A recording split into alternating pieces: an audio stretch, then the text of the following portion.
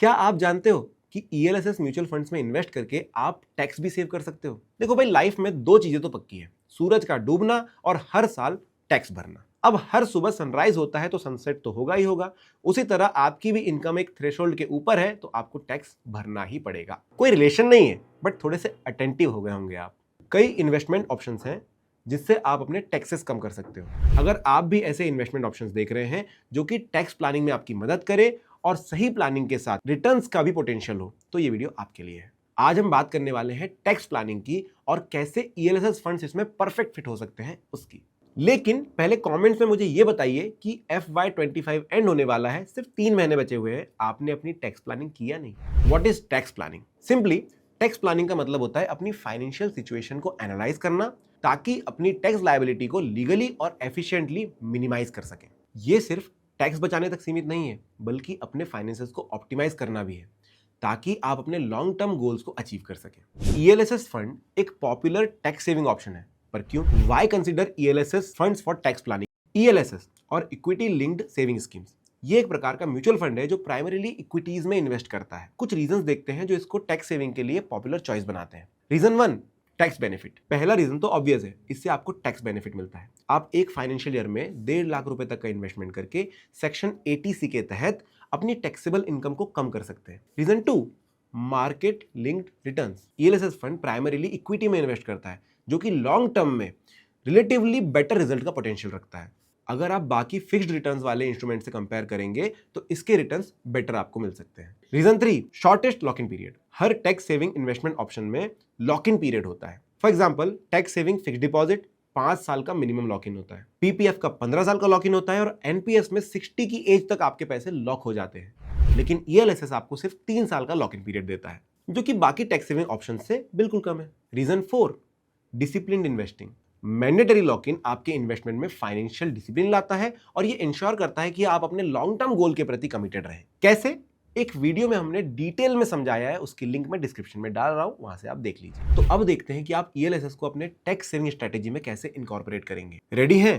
Pen और paper लेकर बैठ जाइए। Step 1, evaluate your tax liabilities. सबसे पहले आपको अपनी टैक्स लायबिलिटी कैलकुलेट करनी है। चेक करिए कि सेक्शन 80C के अंदर 1.5 लाख की जो लिमिट है उसे फुली यूटिलाइज करने के लिए आपको कितना इन्वेस्ट करना है। अगर आपने अपनी सैलरी के थ्रू पीपीएफ या ईपीएफ में 50,000 तक का पहले ही इन्वेस्ट किया हुआ है तो बाकी बचा 1 लाख रुपए आप ईएलएसएस में डाल सकते हैं। Step 2, align with financial goal. ELSS में इन्वेस्टमेंट तभी मीनिंगफुल होता है जब वो आपके लॉन्ग टर्म गोल के साथ अलाइन करे। एक बात आपको याद दिलाना इंपॉर्टेंट है इस पॉइंट पर कि ईएलएसएस का लॉक इन पीरियड 3 ही साल का होता है, लेकिन आप चाहें तो और लंबे समय तक इसे रख सकते हैं और जितना लंबा आप रखेंगे उतने ज्यादा अच्छे रिटर्न्स आपको मिल सकते हैं और कंपाउंडिंग बेनिफिट भी मिलेगा। Step 3, choose your ELSS fund.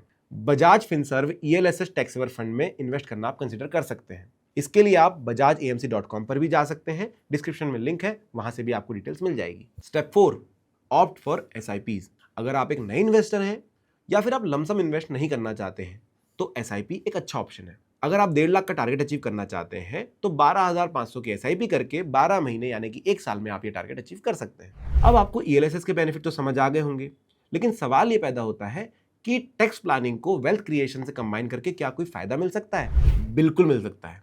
चलिए देखते हैं। Benefits of combining tax planning with wealth creation. Benefit 1, higher growth potential. जैसे कि हमने वीडियो की शुरुआत में आपको बताया था कि ईएलएसएस प्राइमरीली इक्विटी में इन्वेस्ट करते हैं जो historically traditional tax saving options के मुकाबले अच्छे रिटर्न्स दे सकते हैं। Benefit 2, compounding effect. कम से कम 3 साल तक इन्वेस्टेड रहने पर आप अपने पैसों को कंपाउंड होने का टाइम देते हैं। ये कंपाउंडिंग आपके वेल्थ क्रिएशन जर्नी को पोटेंशियली एक्सेलरेट कर सकता है। Benefit 3, diversification. ईएलएसएस फंड अलग अलग सेक्टर्स और market cap like large cap, mid cap, small cap में इन्वेस्ट करता है। ये डाइवर्सिफिकेशन रिस्क को कम कर सकता है, बैलेंस्ड ग्रोथ को इंश्योर कर सकता है और वेल्थ क्रिएशन में भी हेल्प कर सकता है। Benefit 4, tax efficiency. ELSS returns पर long term capital gain tax लगता है और एक फाइनेंशियल ईयर में 1,25,000 रुपए तक का गेन टैक्स फ्री होता है। इसीलिए ये एक टैक्स एफिशिएंट ऑप्शन है जो आपको सेविंग और अर्निंग दोनों में ही मदद करता है। ईएलएसएस एक यूनिक इन्वेस्टमेंट है जो टैक्स सेविंग के साथ साथ आपको